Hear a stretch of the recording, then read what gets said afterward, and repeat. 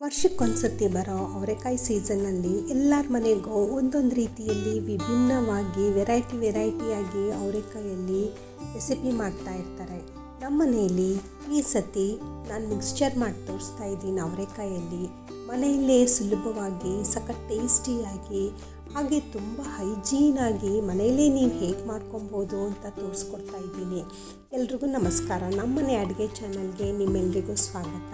Friends, ಯಾರೆಲ್ಲ ನನ್ನ channel ನೋಡ್ತಾ ಇದ್ದೀರಾ ಪ್ಲೀಸ್ ಸಬ್ಸ್ಕ್ರೈಬ್ ಮಾಡ್ಕೊಳ್ಳಿ, ಹಾಗೆ ಲೈಕ್ ಮಾಡಿ ನನ್ನ ರೆಸಿಪಿಗೆ. ಇದನ್ನು ಮಾಡೋದಕ್ಕೆ ಒಂದು ಕಾಟನ್ ಬಟ್ಟೆ ಮೇಲೆ ಇಕ್ಕಿರೋ ಅಂಥ ಅವರೆಕಾಯಿ ಒಂದು 15 ನಿಮಿಷ ಒಣಗಿಸಾದ್ಮೇಲೆ ಅದರ ಮಾಯಿಶ್ಚರು ಹೋಗಬಾರ್ದು. ನಂತರ ಒಂದು ಬಾಣಲೆ ತೊಗೊಂಡು ಅದಕ್ಕೆ ಡೀಪ್ ಫ್ರೈ ಮಾಡೋದಕ್ಕೆ ಎಷ್ಟು ಎಣ್ಣೆ ಬೇಕೋ ಅಷ್ಟು ಎಣ್ಣೆ ಹಾಕಿಬಿಟ್ಟು ಎಣ್ಣೆ ಕಾದ ನಂತರ ಇಕ್ಕಿರೋ ಅಂಥ ಅವರೆಕಾಯಿ ಸ್ವಲ್ಪನೇ ಹಾಕಿಬಿಟ್ಟು ಫ್ರೈ ಮಾಡ್ಕೊಬೇಕು. ಇಲ್ಲಿ ಫ್ರೈ ಹೆಂಗಾಗಿದೆ ಅಂತ ನೀವು ತಿಳ್ಕೊಬೇಕು ಅಂದರೆ ಇದಕ್ಕೊಂದು ಟಿಪ್ಸ್ ಇದೆ ನೋಡಿ. ಇಕ್ಕಿರೋ ಅಂಥ ಅವರೆಕಾಯಿ ಎಲ್ಲನೂ ಹಾಕಿಬಿಟ್ಟು ಎಣ್ಣೆಯಲ್ಲಿ ಎಲ್ಲ ಸ್ಪ್ರೆಡ್ ಆಗುತ್ತೆ. ಸ್ಪ್ರೆಡ್ ಆಗಿ ಅದೇ ಮೇಲೆ ಎತ್ಕೊಬೇಕು. ಆವಾಗ ನಿಮಗೆ ಅದು ಪರ್ಫೆಕ್ಟಾಗಿ ಆಗಿದೆ ಅಂತ ನಿಮಗೆ ಗೊತ್ತಾಗುತ್ತೆ. ಈ ಗ್ಯಾಪಲ್ಲಿ ನನ್ನ ಚಾನಲ್ ಯಾರೆಲ್ಲ ನೋಡ್ತಾ ಇದ್ದೀರಾ ಪ್ಲೀಸ್ ಸಬ್ಸ್ಕ್ರೈಬ್ ಮಾಡ್ಕೊಳ್ಳಿ, ಹಾಗೆ ನನ್ನ ರೆಸಿಪಿ ಇಷ್ಟ ಆದರೆ ಒಂದು ಲೈಕ್ ಮಾಡಿ. ಇದೇ ಮೆಥಡಲ್ಲಿ ಸ್ವಲ್ಪನೇ ಕಾಳುಗಳು ಹಾಕ್ಕೊಂಡು ನೀಟಾಗಿ ಡೀಪ್ ಫ್ರೈ ಮಾಡ್ಕೊಳ್ಳಿ. ಇದು ಡೀಪ್ ಫ್ರೈ ಆಗೋ ತನಕ ಫ್ಲೇಮ್ನ ಮೀಡಿಯಮಲ್ಲಿ ಇಟ್ಕೊಂಡು ಫ್ರೈ ಮಾಡ್ಕೊಳ್ಳಿ. ತುಂಬ ಹೈಯೂ ಬೇಡ, ತುಂಬ ಲೋ ಬೇಡ. ಇದಕ್ಕೆ ಎಣ್ಣೆ ಏನು ಜಾಸ್ತಿ ಬೇಕಾಗಲ್ಲ.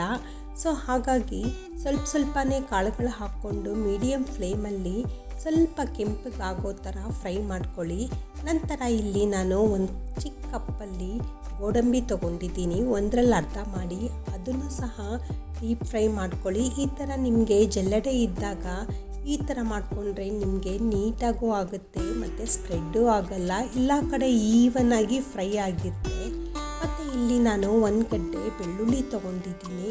ಬೆಳ್ಳುಳ್ಳಿ ಬೇಕಾದರೆ ನೀವು ಸ್ಕಿಪ್ ಮಾಡ್ಬೋದು, ಅದು ನಿಮ್ಮ ಟೇಸ್ಟು ನಿಮ್ಮ ಚಾಯ್ಸ್ ಪ್ರಕಾರವಾಗಿ ಇದು ಮಾಡ್ಕೊಳ್ಳಿ. ನಂತರ ಅದನ್ನು ಸಹ ಡೀಪ್ ಫ್ರೈ ಮಾಡಿ ಒಂದು ಮಿಕ್ಸಿಂಗ್ ಬೌಲಿಗೆ ಎಲ್ಲ ಪದಾರ್ಥನೂ ಹಾಕ್ಕೊಂಡು, ಹಾಗೆ ಅರ್ಧ ಗಿಟ್ಟಿಕಷ್ಟು ಒಣಕೊಬ್ಬರಿ ಅದನ್ನು ಸಹ ತೆಳ್ಳಿಗೆ ಉದ್ದಕ್ಕೆ ಕಟ್ ಮಾಡಿ ಅದನ್ನು ಸಹ ಡೀಪ್ ಫ್ರೈ ಮಾಡ್ಕೊಂಡು ಸ್ವಲ್ಪ ಕೆಂಪು ಬರೋ ಥರ ಫ್ರೈ ಮಾಡ್ಕೊಳ್ಳಿ. ನಂತರ ಇಲ್ಲಿ ನಾನು ಒಂದು ಬೌಲು ಕಡಲೆಕಾಯಿ ಬೀಜ ತೊಗೊಂಡಿದ್ದೀನಿ. ಆ ಕಡಲೆಕಾಯಿ ಬೀಜನೂ ಅಷ್ಟೇ ಸ್ವಲ್ಪ ಕೆಂಬಣ್ಣ ಬರೋ ಥರ ಕ್ರಿಸ್ಪಿ ಆಗೋ ಥರ ಡೀಪ್ ಫ್ರೈ ಮಾಡ್ಕೊಳ್ಳಿ. ಡೀಪ್ ಫ್ರೈ ಮಾಡಿಕೊಂಡು ಎಲ್ಲ ಪದಾರ್ಥನೂ ಒಂದು ಮಿಕ್ಸಿಂಗ್ ಬೌಲಿಗೆ ಹಾಕ್ತಾ ಬನ್ನಿ. ನಂತರ ಇಲ್ಲಿ ಕರಿಬೇವು ನೀವು ಸ್ಕಿಪ್ ಬೇಕಾದರೂ ಮಾಡ್ಬೋದು, ಇಲ್ಲ ಹಾಕಿದ್ರೆ ತುಂಬ ಚೆನ್ನಾಗಿರುತ್ತೆ. ಕರಿಬೇವು ಸ್ವಲ್ಪ ಕ್ರಷ್ ಮಾಡಿ ಹಾಕಿ ನೋಡಿ, ತುಂಬ ಚೆನ್ನಾಗಿ ಬರುತ್ತೆ. ನಂತರ ಇಲ್ಲಿ ಸ್ವಲ್ಪ ಅವಲಕ್ಕಿ ತೊಗೊಂಡಿದ್ದೀನಿ. ಅವಲಕ್ಕಿನೂ ಅಷ್ಟೇ ನಿಮಗೆ ಬೇಕು ಅಂದರೆ ಹಾಕ್ಕೊಬೋದು, ಇಲ್ಲ ಬರೀ ನೀವು ಅವರೆಕಾಳಲ್ಲೇ ಮಾಡ್ತೀನಿ ಅಂದರೆ ಅದೂ ಚೆನ್ನಾಗಿರುತ್ತೆ. ಇಲ್ಲಿ ಅವಲಕ್ಕಿ ಹಾಕಿದ್ರೆ ಸ್ವಲ್ಪ ಹಾಕಿಬಿಟ್ಟು ನೀಟಾಗಿ ಡೀಪಾಗಿ ಫ್ರೈ ಮಾಡ್ಕೊಳ್ಳಿ. ಏಕ್ದಮ್ಮಾಗಿ ನೀವು ಜಾಸ್ತಿ ಹಾಕಿದ್ರಿ ಅಂದರೆ ಅವಲಕ್ಕಿ ಗಟ್ಟಿ ಆಗೋಗುತ್ತೆ. ಅವಲಕ್ಕಿ ಮಾತ್ರ ನೀವು ಸ್ವಲ್ಪ ಮಾತ್ರನೇ ಹಾಕ್ಕೊಬೇಕು. ನಂತರ ಎಲ್ಲ ಮಿಕ್ಸಿಂಗ್ ಬೌಲಿಗೆ ಹಾಕಿಬಿಟ್ಟು ರುಚಿಗೆ ತಕ್ಕಷ್ಟು ಉಪ್ಪು, ಖಾರ, ಹಾಗೆ ಸ್ವಲ್ಪ ಹಿಂಗು, ನಿಮಗೆ ಬೇಕು ಅಂದರೆ ಸ್ವಲ್ಪ ಬೆಲ್ಲ ಹಾಕ್ಕೊಬೋದು, ಇಲ್ಲ ಸಕ್ಕರೆ ಹಾಕ್ಕೊಬೋದು. ನಾನು ಅದನ್ನು ಸ್ಕಿಪ್ ಮಾಡಿದ್ದೀನಿ. ಎಲ್ಲ ಪದಾರ್ಥನೂ ಹಾಕಿಬಿಟ್ಟು ಒಂದು ಸತಿ ನೀಟಾಗಿ ಮಿಕ್ಸ್ ಮಾಡಾದಮೇಲೆ ಬಿಸಿ ಇದ್ದಾಗಲೇ ಉಪ್ಪು ಖಾರ ಎಲ್ಲನೂ ಹಾಕಿ ಮಿಕ್ಸ್ ಮಾಡಿದ್ರೆ ಎಲ್ಲ ಕಡೆಯೂ ಚೆನ್ನಾಗಿ ಹೊಂದ್ಕೊಳ್ಳುತ್ತೆ. ಈ ಥರ ತುಂಬ ಸುಲಭವಾಗಿ ಮತ್ತು ಸಖತ್ ಟೇಸ್ಟಿಯಾಗಿ ಮನೆಯಲ್ಲೇ ಮಾಡ್ಕೊಬೋದು.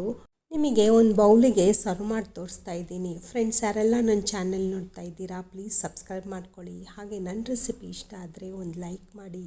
ನೀವು ಮನೇಲಿ ಟ್ರೈ ಮಾಡಿ ಹೆಂಗೆ ಬಂದಿದೆ ಅಂತ ಕಮೆಂಟ್ ಮಾಡಿ. Thank you.